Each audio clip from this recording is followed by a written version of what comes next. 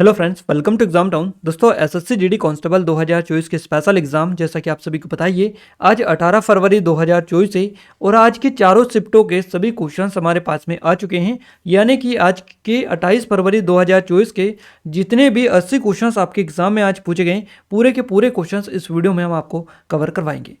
और इस वीडियो की पीडीएफ अगर आप चाहते हैं तो आप टेलीग्राम को ज्वाइन कर लीजिएगा, लिंक आपको डिस्क्रिप्शन में मिल जाएगी।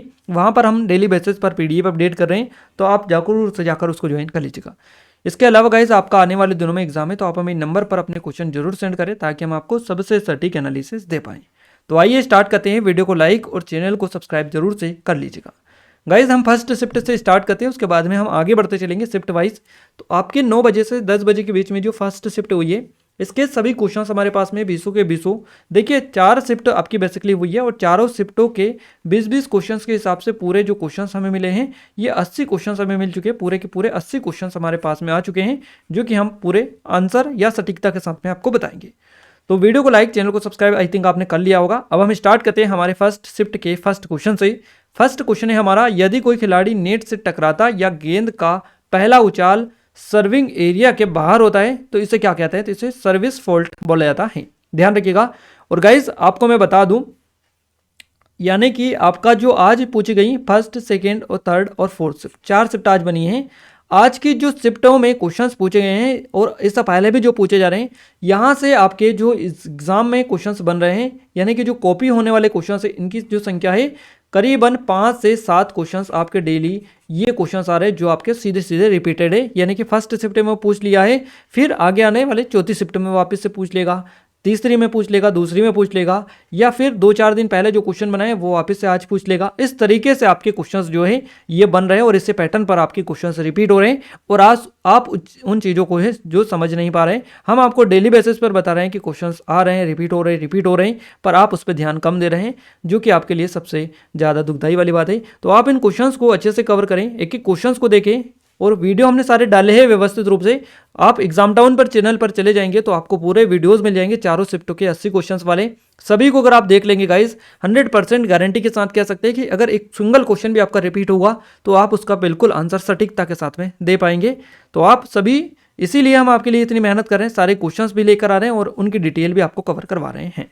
क्लियर है?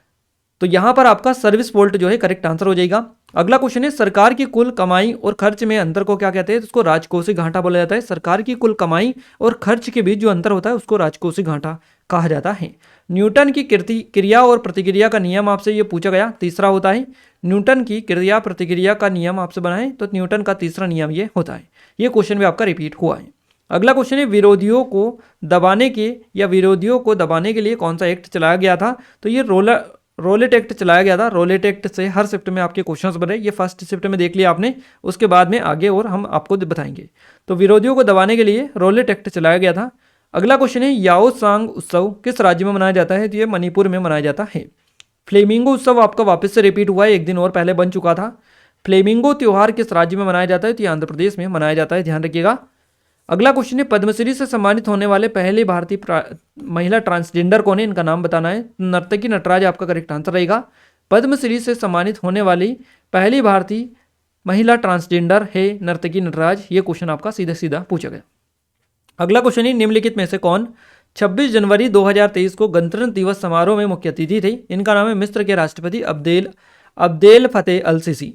तो याद रखिएगा, अब्देल फतेह अल सीसी ये मिस्र के राष्ट्रपति है। 2023 को गणतंत्र दिवस समारोह में मुख्य अतिथि के तौर पर ये शामिल हुए थे। अगला क्वेश्चन है, हरित क्रांति से कथन वाला एक क्वेश्चन आपका पूछा था, सही कौन सा है? दोनों सही थे, आपके जो दोनों कथन दे रखे थे वो दोनों सही थे। क्लियर है? और एग्जैक्ट हमें ऑप्शंस तो नहीं मिल पाए, बट जिन्होंने बताया उन्होंने बताया कि दोनों कथन दे रखे थे, दोनों सही थे, और इतने लंबे चौड़े थे, याद रखना पॉसिबल नहीं हो पाता है। अब यहाँ पर बात करें हम, एम एस स्वामीनाथन जो है, ये इनको भारत में हरित क्रांति का जनक कहा जाता है। इसके अलावा विश्व में हरित क्रांति के जनक किसे कहा जाता है? नॉर्मन बोरलॉग को। तो याद रखिएगा, इनसे क्वेश्चन आपका बनता है, हम आपको बात में इस तरह के क्वेश्चंस बता देते हैं ताकि आप आसानी से याद रख पाएं। अगला क्वेश्चन है, कृषि उत्पाद निर्यात विकास प्राधिकरण, इसका फुल फॉर्म भी आपसे पूछा जा सकता है, एपेडा का। तो याद रखिएगा, कृषि उत्पाद निर्यात विकास प्राधिकरण, इसका फुल फॉर्म है एपेडा। तो ये पूछा है बेसिकली इस क्वेश्चन में कि ये किससे संबंधित है? तो ये एक भारतीय शीर्ष निर्यात व्यापार संवर्धन सक्रिय सरकारी निकाय ये हो सकता है, यही आपका ऑप्शन में मिला हो या इनमें से तोड़ मरोड़ कर कुछ पूछ लिया गया हो। अगले क्वेश्चन पूछा गया, छठी आर्थिक जनगणना कब हुई थी? तो ये हुई थी 2013 में। नेक्स्ट क्वेश्चन है 5वें खेलो इंडिया यूथ गेम्स 2023 में सबसे ज्यादा पदक किसने जीते? तो ये महाराष्ट्र के द्वारा जीते गए सबसे ज्यादा पदक। अगर क्वेश्चन बने कि शीर्ष स्थान पर कौन रहा है खेलो इंडिया यूथ गेम्स 2023 में, तो ये महाराष्ट्र रहा है। 150 पदक इसने जीते हैं। क्लियर है। और ये कहाँ पर होस्ट हुए थे? ये मध्य प्रदेश में हुए थे, ध्यान रखिएगा। 5वें खेलो India youth games 2023 Madhya Pradesh में ये जो है मेजबानी इसकी की थी। अगला क्वेश्चन है भारत रत्न तथा मेगन रेमन मैग्सेसे पुरस्कार प्राप्त करने वाली पहली संगीतकार कौन थी? तो भारत रत्न और रेमन मैग्सेसे पुरस्कार, इस क्वेश्चन को कईयों बार हम आपको बता चुके हैं। मुझसे लक्ष्य में से क्वेश्चंस बने थे, हमने आपको बार बार बताया था गाइस ये क्वेश्चन आपका जरूर से बनेगा। सो फाइनली क्वेश्चंस आपका पूछे जा चुका है। आगे भी क्वेश्चंस आपका, अभी तो ये मिक्सअप पूछा है भारत रत्न रेमन मैग्सेसे, अब आगे से जो बनेगा वो अलग अलग बनेगा। एक बार भारत रत्न बनेगा, फिर रेमन मैग्सेसे बनेगा। इस तरह से एसएससी का फॉर्मेट होता है क्वेश्चंस के जो है पूछने का। वो क्वेश्चंस को रिपीट भी करता है, इसके अलावा उनको ही घुमा फिराकर, यानी कि सरल भाषा में कहें तो तोड़ मड़ोड़ कर पूछा जाता है इस तरह के क्वेश्चंस। तो भारत रत्न तथा रेमन मैग्सेसे पुरस्कार प्राप्त करने वाली पहली जो संगीतकार थी, इनका नाम है एमएस सुब्बुलक्ष्मी। पुलिकट झील पक्षी अभयारण्य किस राज्य में है? तो ये आंध्र प्रदेश और तमिलनाडु दोनों में है ना, दोनों के बीच में है। तो आप याद रखिएगा कि क्वेश्चन ऑप्शन में आपको कौन कौन से राज्य मिले थे, दोनों मिले थे, तो दोनों आपका करेक्ट आंसर हो जाएगा। अब नेक्स्ट क्वेश्चन है महात्मा गौतम बुद्ध से क्वेश्चन बना है।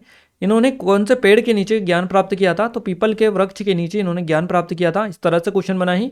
संविधान सभा की स्थापना कब हुई थी? तो 1946 में हुई थी, 1946 में। कल क्वेश्चन बना था संविधान सभा की पहला जो आम चुनाव हुआ था, संविधान सभा के लिए पहला जो चुनाव हुआ था, पहली बार चुनाव, ये कब हुआ था? इस तरह से क्वेश्चन आपका कल बना था।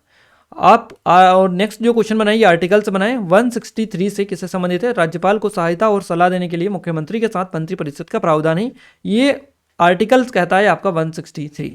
अगला क्वेश्चन है 22 जुलाई 2023 को सबसे लंबे समय तक मुख्यमंत्री रहने वाले दूसरे नेता कौन बने? इनका नाम है मुख्यमंत्री नवीन पटनायक है। ये उड़ीसा के मुख्यमंत्री नवीन पटनायक ये बन चुके हैं दूसरे नेता मुख्यमंत्री के पद पर रहने वाले, यानी कि सबसे लंबे समय तक रहने वाले दूसरे मुख्यमंत्री। ध्यान रखिएगा।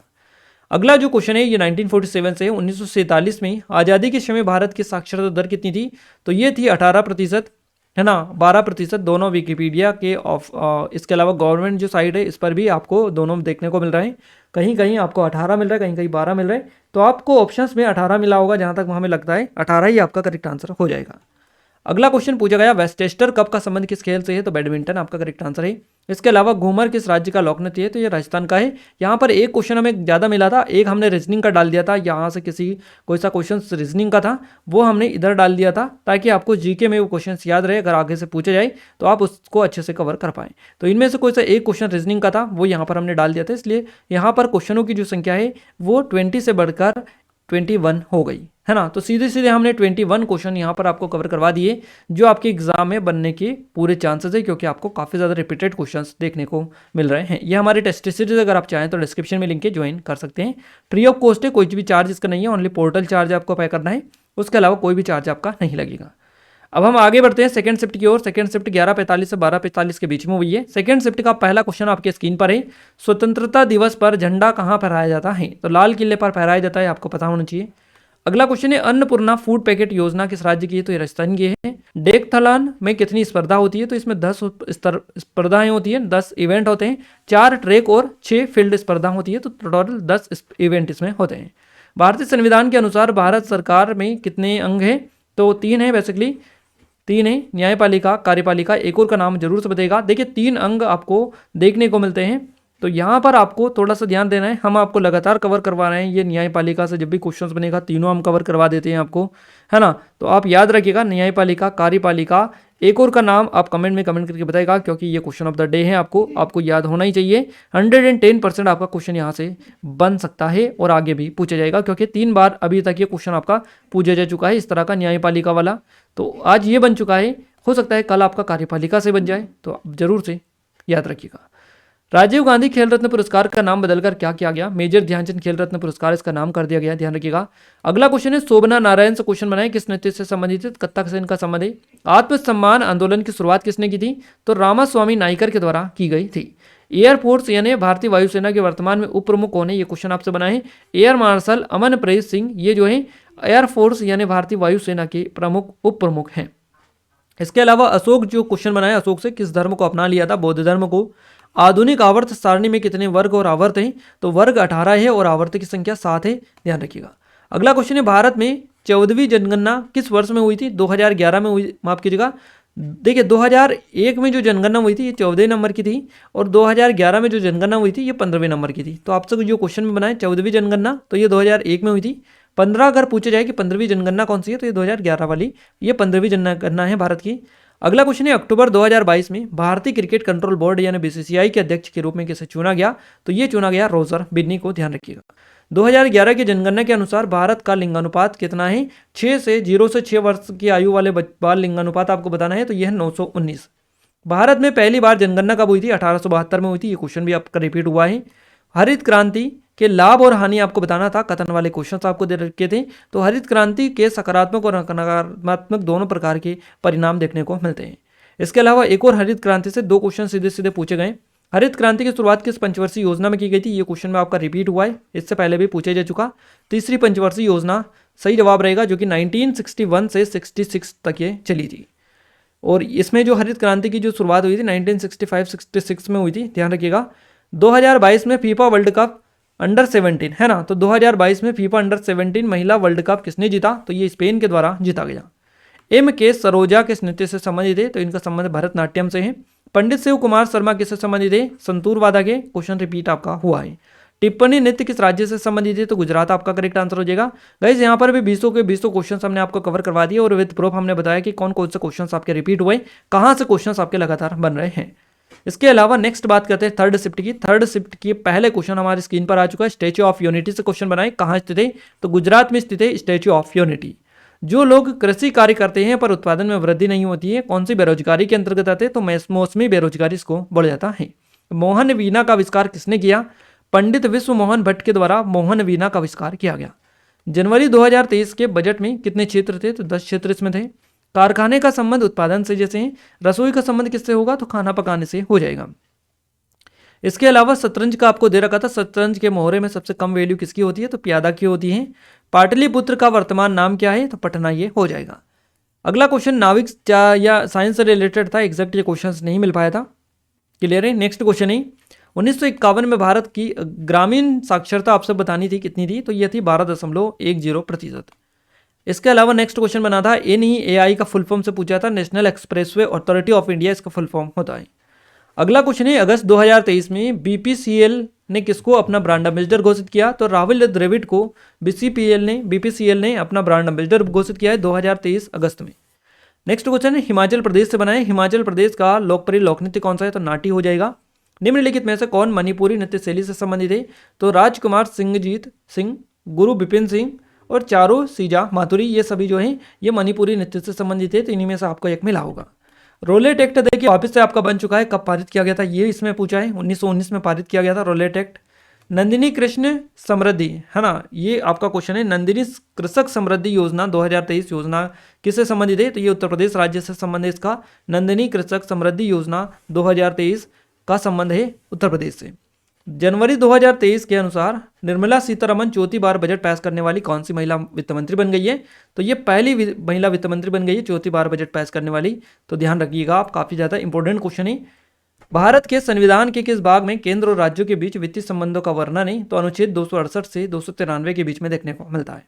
अगला क्वेश्चन पूछा गया, AFC कप किस खेल से संबंधित है? ये फुटबॉल से हो जाएगा। एक कबड्डी मैच की अवधि क्या होती है? तो 40 मिनट की होती है और प्रत्येक 20 मिनट के 2 भाग इसमें होते हैं। बैसाखी त्यौहार कहाँ मनाया जाता है? तो ये पंजाब में मनाया जाता है, आपको पता होना चाहिए। आइए अब हम आगे बढ़ते हैं फोर्थ शिफ्ट की ओर। फोर्थ शिफ्ट का जो एग्जाम हुआ है 5:15 से 6:15 के बीच में हुआ है। पहला क्वेश्चन आपके एग्जाम का आ चुका है हमारी स्क्रीन पर। फोर्थ शिफ्ट का, महावीर स्वामी कौन से जैन तीर्थंकर थे? तो 24वें नंबर के जैन तीर्थंकर थे महावीर स्वामी। विधान परिषद विधानसभा सचिवालय से क्वेश्चन आपका बना है कि विधानसभा राष्ट्रपति से विधान परिषद बनाने या भंग करने के लिए कह सकती है यदि उसके पास 2/3 का बहुमत हो तो। अगला क्वेश्चन बना है, नई आर्थिक नीति 1991 को जाना जाता है किस मॉडल पर आधारित है? किस मॉडल के नाम से जाता है? LPG मॉडल पर यह बेस्ड है। अनियमित जमा योजना विधेयक को कब पारित किया गया? 2019 में। अर्थव्यवस्था यानी इकोनॉमी की परिभाषा पूछी है, तो अर्थव्यवस्था इकोनॉमी उत्पादन विवरण एवं खपत की एक सामाजिक व्यवस्था है या किसी देश या विशेष क्षेत्र में अर्थशास्त्र का गतिज चित्र है। आधुनिक अर्थशास्त्र का जनक किसे कहा जाता है? 3 से 4 क्वेश्चन आपके सीधे सीधे इकोनॉमी से आज बने हैं। आधुनिक अर्थशास्त्र का जनक एडम स्मिथ को बोला जाता है। स्विमिंग में उल्टा तैरना को क्या कहते हैं, इसको बैक स्ट्रोक बोला जाता है। ये ऑप्शन में आपको मिला था। पदार्थ की कितनी अवस्थाएं होती है, तो 4 अवस्थाएं होती है, ठोस, तरल, गैस और प्लाज्मा। टेबल टेनिस खेल कहाँ खेला जाता है, घर के अंदर खेला जाता है, इंडोर गेम ये है। समानता का अधिकार कौन सा अनुच्छेद में है, तो अनुच्छेद 14 से 18 में देखने को मिलता है। 1930 में महात्मा गांधी ने या गांधी जी ने दांडी मार्च किस कारण किया था, नमक कर के विरोध में किया था। कृषि उपज का वह भाग जो किसानों द्वारा सीधे बाजार में बेचा जाता है उसे क्या कहते हैं, तो उसे विपणित अधिशेष उसको बोला जाता है। और अगला क्वेश्चन बनाए, कौन सा कथन सही है। पूजा वस्त्रकार निशानेबाज, कुलदीप यादव क्रिकेटर, तो सही जो है ये ऑप्शन नंबर सेकेंड वाला जो कथन है ये आपका सही है बिल्कुल। और पूजा वस्त्रकार है ये भी निशानेबाज नहीं है, ये क्रिकेटर है, तो इसलिए ये गलत आपका हो गया क्योंकि निशानेबाज उनके आगे लिखा हुआ है। अंतर्राष्ट्रीय एमी पुरस्कार 2023 किसे मिला, तो ये प्रोफेसर थल्लापल्ली प्रदीप को मिला है। अगला क्वेश्चन, 2011 की जनगणना के अनुसार भारत का लिंगानुपात आपसे पूछा 943 ये होता है। रेलवे बोर्ड की पहली महिला अध्यक्ष कौन बनी है, तो इनका नाम है जया वर्मा सिन्हा। भारत की अंतिम पंचवर्षीय योजना कौन सी थी, तो 12वीं पंचवर्षीय योजना थी जो कि 2012 से 2017 के बीच में ये चली थी, ध्यान रखिएगा। पश्चिम बंगाल राज्य की नृत्य शैली कौन सी है, तो छऊ हो जाएगी। अगला क्वेश्चन है, जाकिर हुसैन किस वाद्ययंत्र से संबंधित, तबला वाला है, क्वेश्चन भी रिपीट हुआ है। टी बाला सरस्वती का संबंध किस संगीत संबंधित है, किससे, तो भरतनाट्यम से इनका संबंध है।